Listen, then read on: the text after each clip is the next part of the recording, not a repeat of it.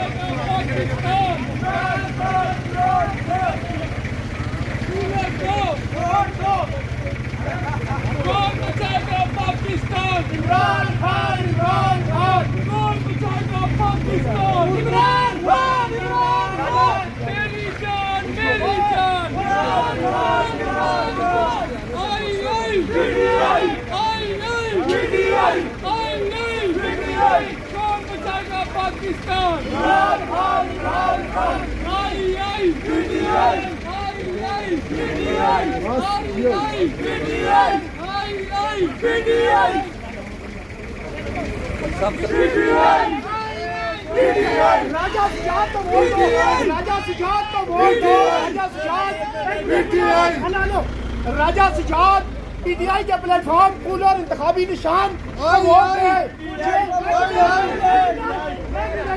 jail کے اندر واحد ایک PTI کا کینڈیڈیٹ راجہ سجاد جو کسی 17 سے الیکشن لڑ رہا ہے کا نام کا میں بہت شکریہ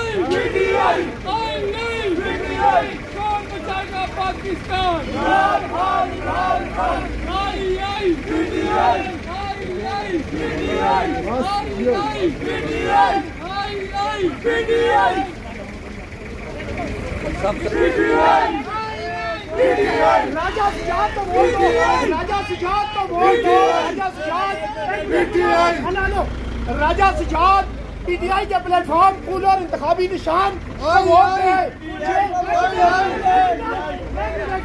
جیل کے اندر واحد ایک PTI کا کینڈیڈیٹ راجہ سجاد جو کسی